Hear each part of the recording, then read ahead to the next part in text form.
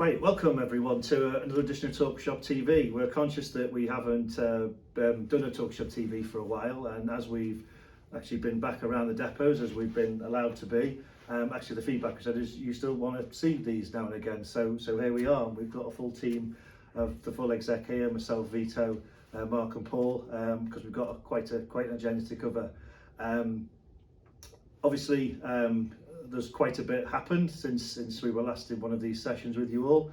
Not least, we've acquired a new company in terms of Team Pennine, and now is a good week for Team Pennine and a good time to talk about Team Pennine, because the performance over there is at its best. We've just took delivery of 6 brand new buses. We're well on the way to replacing half the fleet, and the operational performance is as good as it's ever been since we took the Yorkshire Tiger business over from Arriva. So huge thank you and a huge welcome to everybody over there who have been really stuck with us, and I think good times, even better times are to come. Obviously, we've also welcomed quite a number of other colleagues to the business as we've also been dealing with the shake-up in driving colleagues.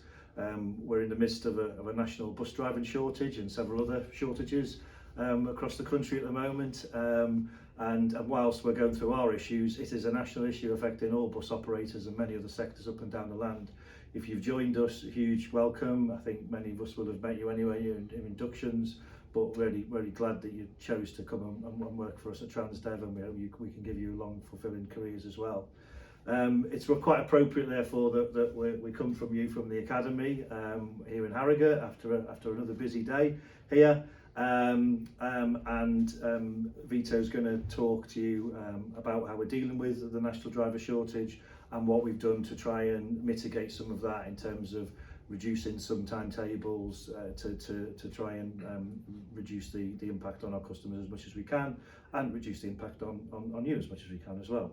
We'll also talk about our plans for refurbishing our sites and making sure behind the scenes we're giving you nice places to work. We've got work ongoing at the moment in Keighley. We've got more plans to improve facilities at Rochdale for colleagues at Rosso, and plans in York, as well as starting to work on Elmdon Waterloo, and Vitto will cover that. Paul will talk about how customer numbers are recovering. We're around 83% of where we were previously, and there's lots of other work going on behind the scenes as we plan for the future, both in terms of the national bus strategy and in terms of fleet renewal and a commitment to zero emission. And Mark will cover the ongoing work in terms of finance transformation, both in terms of people and systems, and also how we're managing the finances of the business and looking after us all, therefore, in terms of the progression from CBSSG, the previous government grant that got us through the pandemic, to BRG, the latest grant to look after us, and how that is working alongside our ongoing revenue recovery. First of all, I'll hand over to Vitto. So as Alex said, we're going through a bit of a national driver shortage at the moment, and we're feeling that a little bit. So some of our locations are up to about 25 drivers short, which, as we all know, is causing a little bit of pain on the ground. So thank you for that, firstly. So what we're doing about it, so we've got our academies in Burnley, here in Harrogate, and our new academy with Tammy in Elland. They're all busy at the moment. We've got about 70 new colleagues coming through. So there's plenty of people who want to join us. We've just got to get those folk tested, and then route learned, and then out in the field. So we're busy with that. We've got 5 training buses out. We're seeing quite a few PCV licence holders join us. It is taking a little bit of time to process through medical, and then getting folk into the business, but we're going as quick as we can. To mitigate some of the delays, last month we applied for a delegated examiner with the DVSA, so we'll be able to test our own drivers and do CPC tests in-house. And as a makeshift, this week we've applied to do the CPC Part 3. They'll probably tell me that's wrong, but that's the reversing manoeuvre on your test. So basically we'll be able to test our new colleagues in the depots just in Harrogate doing a reversing manoeuvre. Then they'll go to the driving school to actually do the actual test. So that should help. Alongside that, we've carried on with our CapEx programme this year. So You know, as you know, last year we did the academies in Burnley and Harrogate. This year our projects were Keighley, so that's well underway now. So we've had the asbestos removed from the basement, and the refurb company are in. We're looking at around Christmas for moving back in, but that'll be a whole new facility. We've started the work in Rochdale this year, so the concreting has commenced. We're going to continue that moving to next year. We'll probably get a considerable amount of that done, and then looking forward to the future, we'll see about a maintenance facility. We're going to continue the work at Ellendon Waterloo. So at Waterloo, we're going to refurb the driving areas, toilets.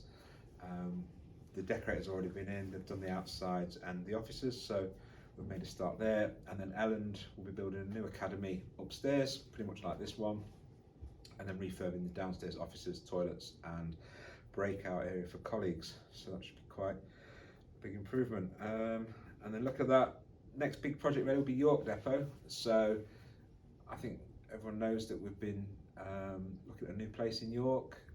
That site is earmarked for development, so we've got to go and find somewhere. So we've actually got for next year budget to go and find a new depot, and we'll be making headway into that pretty soon. Yeah, that's that. Right, and over to you, Paul. Thank you. Yeah, so a few things to share with you today. The first one is where we are in terms of getting back to normality in terms of customer numbers. So what we do is we track today against the equivalent Wednesday back in November 19. We're running typically about 83% of where we were back then, and that masks a few things. So on a day where it chucks it down, we don't carry quite as many people as we do on a day where it's nice and sunny, and that's probably because we've got more people travelling for leisure than we may have had in the past. As driving colleagues will know, out on the road we've got lots of young people travelling, so they're almost back to normal levels. We've got fewer concession travelling, so older folk are still not quite back to normal habits, and then everybody else is sort of on that average. There's routes above it and routes below it. We've got a couple. I have to shout out to Late Line at Rochdale, which is the first one to go well over 100% recently. So that's sort of top of our leaderboard, so to speak.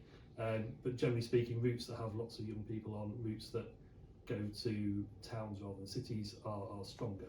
So we're not getting as many commuters to Manchester and Leeds, for example, as we used to. But hopefully that will come back.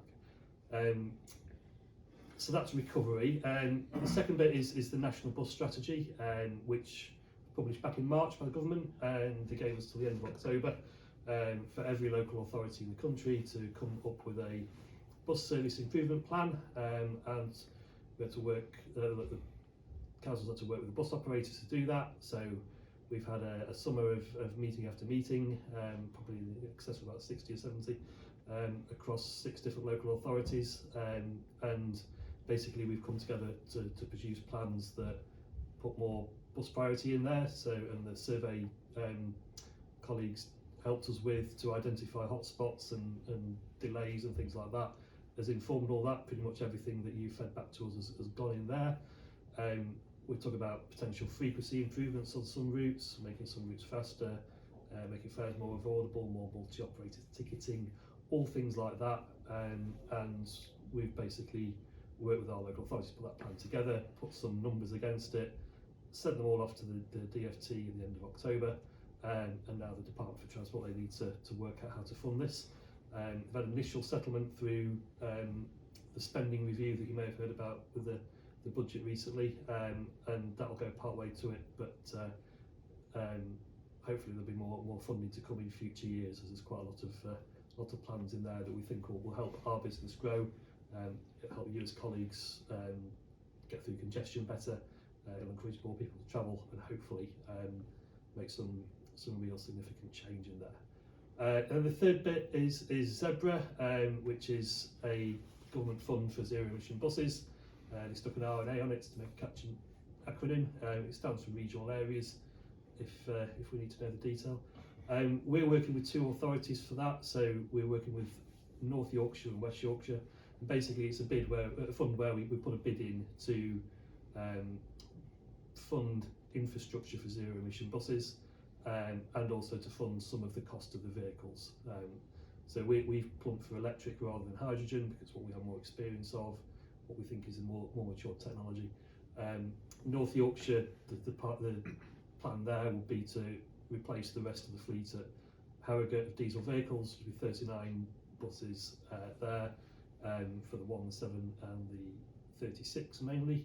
And for West Yorkshire will be at Keighley for shuttle, and at Idle for the fly network to Leeds Bradford Airport.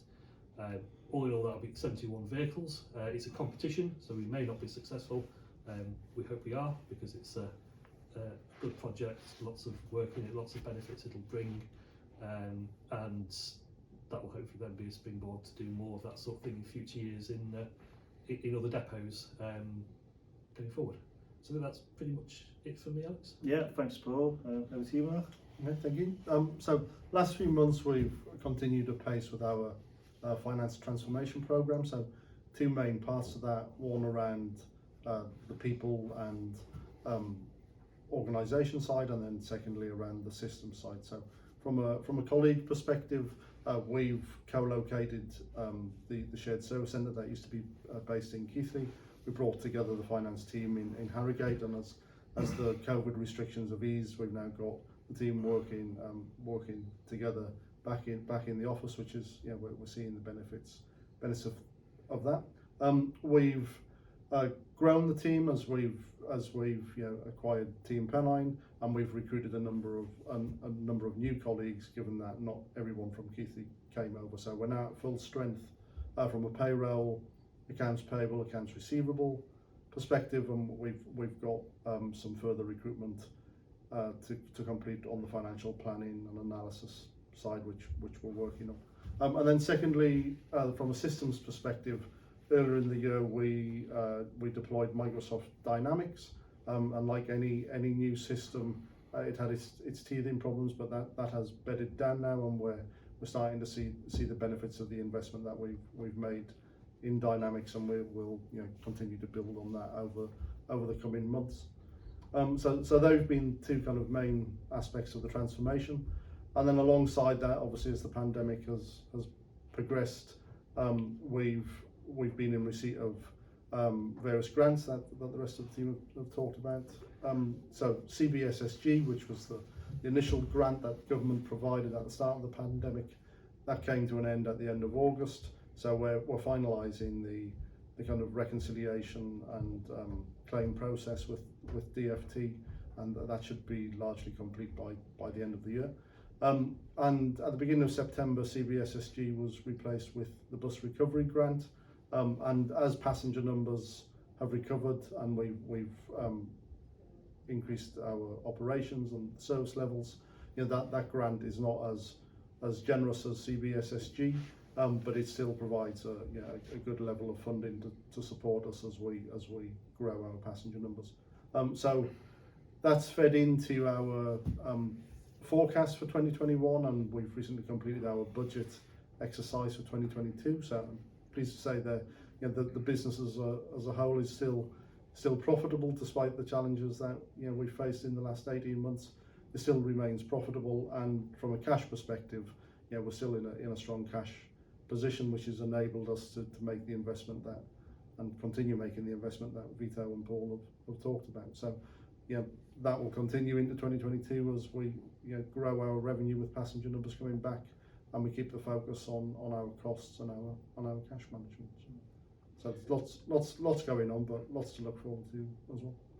And I think that sort of sum things up. We're really conscious at the moment. I don't think there's ever been a pressure time in the bus industry as there is now. Certainly talking to colleagues who've been here for over sort of 30, 40 years, and those across the rest of the sector.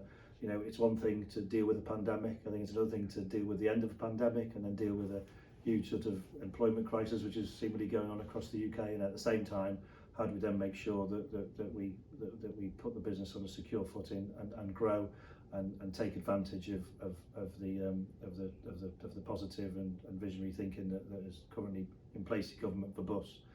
So we are really conscious and hugely appreciative of all the efforts that are going on at the point of customer delivery, by our drivers, by our duty managers, by our academy, which are all feeding the service levels in and making sure we're delivering the best service we can. And at the same time, we're conscious of all the other work that's going on behind the scenes, not least we've all discussed, to make sure that we keep the business secure and we take advantage of opportunities that present themselves. We've always been a business that looks to the long term, and that's what we're doing here now. We're not just focusing on the challenges now. We're fortunate to have enough of a team, enough of a passionate team that is skilled enough and cares enough to make sure that we're looking beyond and dealing with present issues now, whilst ensuring that we're fit for the future.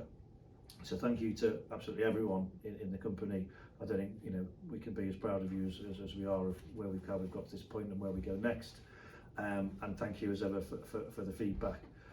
As we come, as we progress further, and hopefully we get a little bit more normal life happening to us, as hopefully the pandemic eases further, we will recommence our programme of talk shops live inside the depots and in the field with you. And we'll announce that programme soon. And as ever, if you have any questions or anything else you want us to talk about, please do feed that in via the WhatsApp groups or to us in person, or however else you find it easy to do so. But in the meantime, a huge thank you to all of you for all the work you're putting in, to your families and everyone who support you. And we look forward to catching up again in person soon. Thanks very much.